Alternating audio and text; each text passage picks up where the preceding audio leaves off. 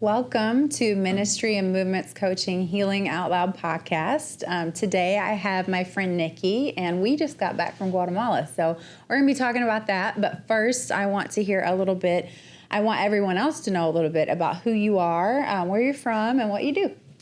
Well, my name is Nikki Molica. I'm from St. Louis, native St. Louisan, and as of right now, I am retired. I've raised my three. Hallelujah.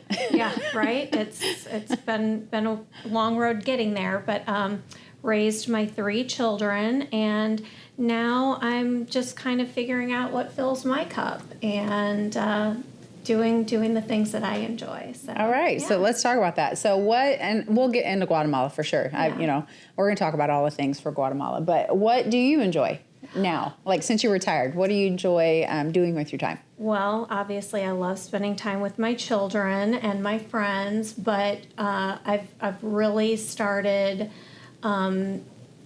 volunteering a lot and giving back, and those are the things that really bring me joy. I love it. I belong to the Junior League of St. Louis, and that has been extremely fulfilling for me. And I'm always looking for other opportunities to help people, to give back to my community. Yeah. And those are the things that I really enjoy. Well, I know that you talked to me a little bit about Junior League because I had never heard of it, and nor do I know much about it. So I'm sure there's others that don't know. So let's talk a little bit about that, like what it is, and then what you do. So it's a group of women, and we just kind of come together and give back to the community. It's also a social group, so it's a wonderful way to make friends and get together with other like-minded women. I love that. If that sounds like something you'd be interested in, always reach out to me. So, yeah, sounds good. And when did you start doing that? Like, was that when you retired, or were you networking? Or I'm sure as an entrepreneur you were part of networking groups prior. Yes. So I was an entrepreneur, and I did do a lot of networking, but this is something that I kind of started doing after I retired, and I've been doing it for the last year, and I've really enjoyed the connections I've made while doing it. I think it's something that you could do as a young woman, as an older woman, whether you're in business or you're a stay-at-home mom or whatever your season of life. It's something that would fit for you. Oh, that's awesome. So that's a good resource then for anyone, like definitely. Getting started or who's established. So, Definitely. Well, let's talk a little bit about your faith journey, because I know we shared a lot in Guatemala, lots of experiences, but we talked, you came up to the rooftop terrace that one morning, and I was having my quiet time with the Lord, and I was doing the Bible app, and we had a quick conversation there. But talk a little bit about your faith journey. Like, where did it start? When did you accept Jesus into your heart? What has that looked like for you? So I was raised in a Catholic family, but we just were not super religious. And my dad was in 9/11, and he got very, very sick from breathing in the debris. And he came back to St. Louis, and the doctors gave him 6 months to live. And during that time, it was one of the most difficult times of my life. And how old were you? I was in my early 30s at that point. And I was an only child to my father. I have a half-brother by my mom. He's my brother, but to my dad. And so it was always kind of just him and I. And we were extremely, extremely close. And the thought of losing him was just devastating to me. And I went into a Catholic church. This was not something that I was doing regularly at this time. And I lit 2 candles, and I got on my knees, and I prayed the hardest I've ever prayed in my life. And I asked God for a miracle and said that I was not ready to lose my dad. Well, those 6 months turned into 11 years. And Amazing. the doctors actually called my dad a medical miracle. Now, what condition did they diagnose him with? He had pulmonary fibrosis, which is Okay. basically the first responders' disease. Yeah. Everybody was getting who was down there breathing in the debris.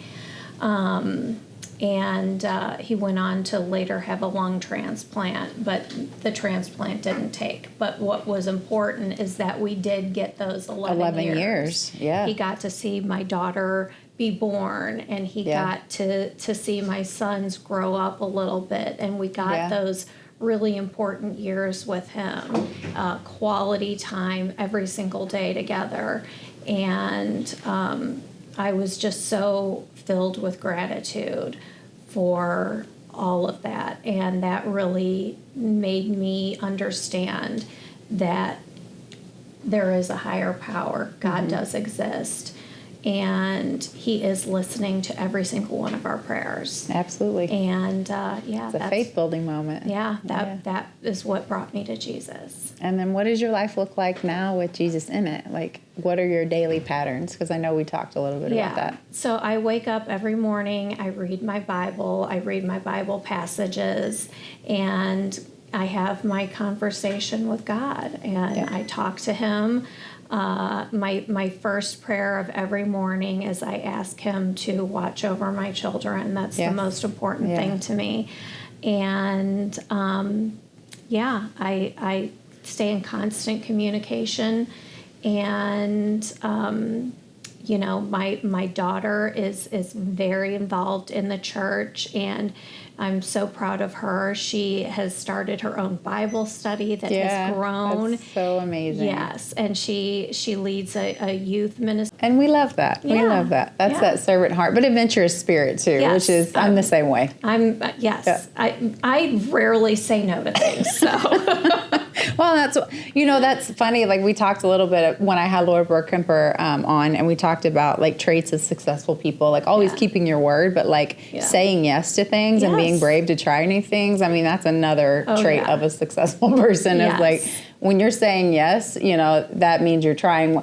The more you fail, the more you win. YOLO, right? Yep. You only live once. And that I truly believe that experience everything you possibly can. Absolutely. Yeah, I agree, obviously. Yes. So I do have some questions for you. Okay. So the first was obviously what made you want to go on a Diva Tour. I'm so glad you did, Yes, because me too. You create, sharing those experiences and giving back, you create lifelong friendships with not only the people that you go there with, but the people that you're helping. Yes. And that's the whole point of it is the relationship building and showing 100%. Them that they're not alone, because we're working through God, and we're showing God's love to shower them with God's love so that they know they're not alone and the hopelessness sometimes that they live in, Yes. So what moment during the trip changed the way you see the world or yourself the most? Oh, this is a big one. Yeah.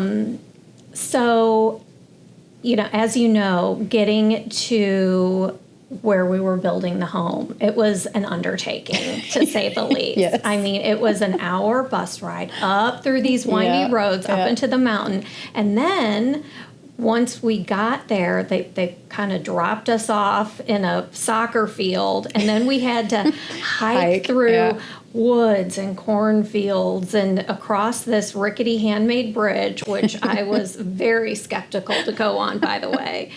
And then kind of, then we get to the village, and I see it, and it's just this dirt road that had clearly been washed away by some kind of flood. Huge ravines in the road. In the road.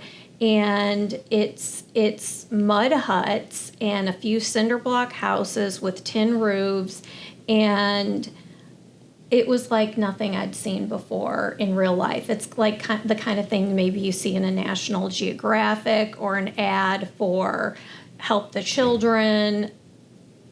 It stopped me in my tracks, and I thought, okay, let's do this. And so we walk up this hill with the ravine in it, and we go into the courtyard, the little area where we're going to be building the house, and I see how this family has been living and the extreme poverty and the conditions, and I'm going to cry just talking about it now, honestly. It's emotional. It is. It's extremely emotional, and that moment changed the way I look at my life, the way that I am living my life, and it made me rethink everything in that moment.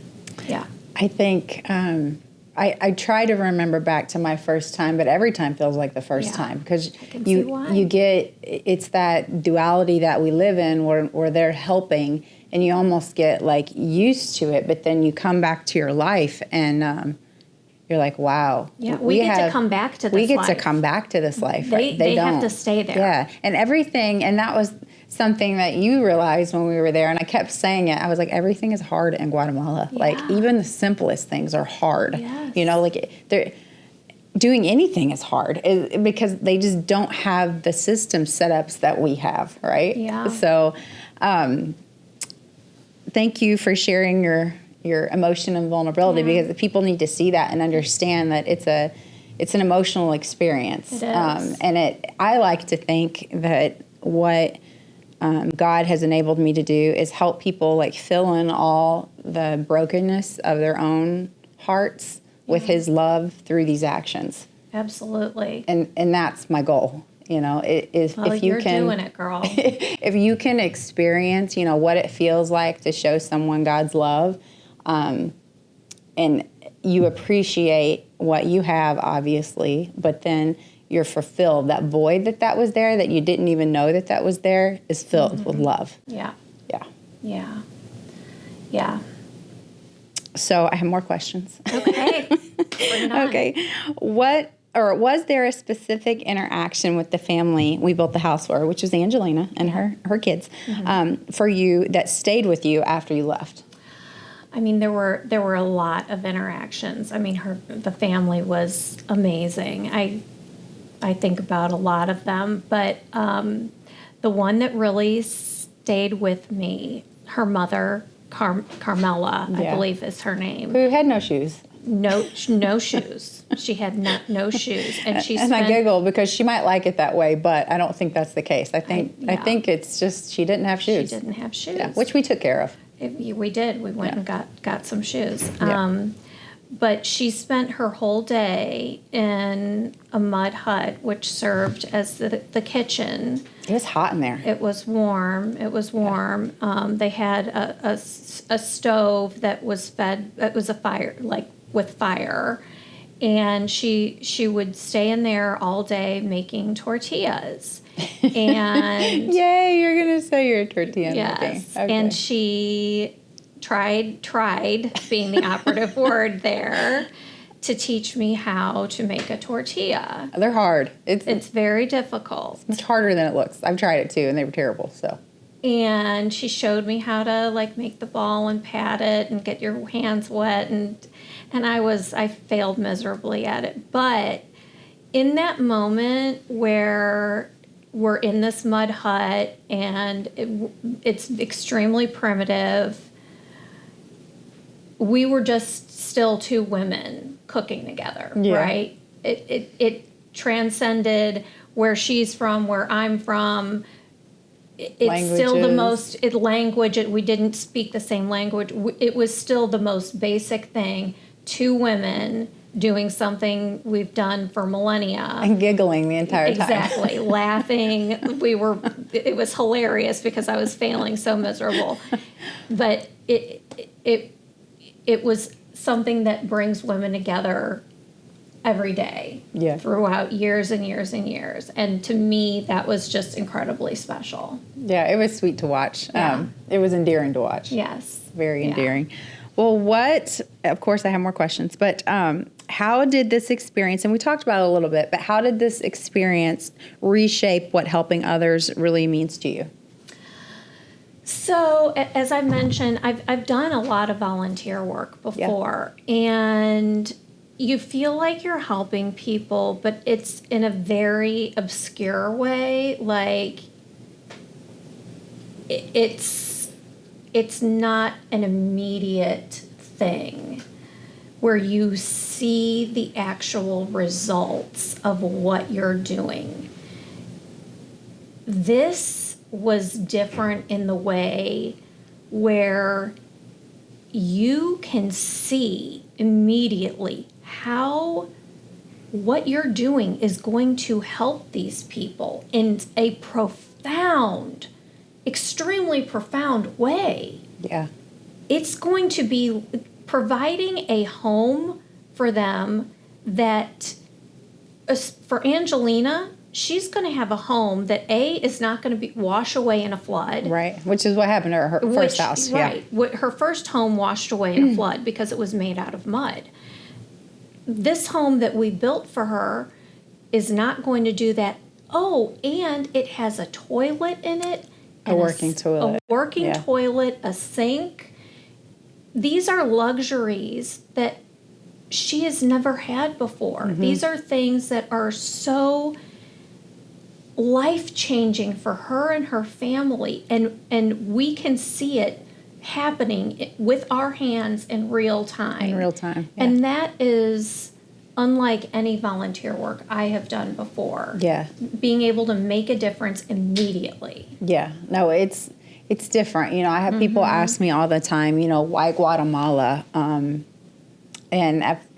And I mean, I know why, but it's hard to put it into words. You know, I immediately felt a connection with helping single mothers because that's what drew me in, because I'm a single mom. You're a single mom.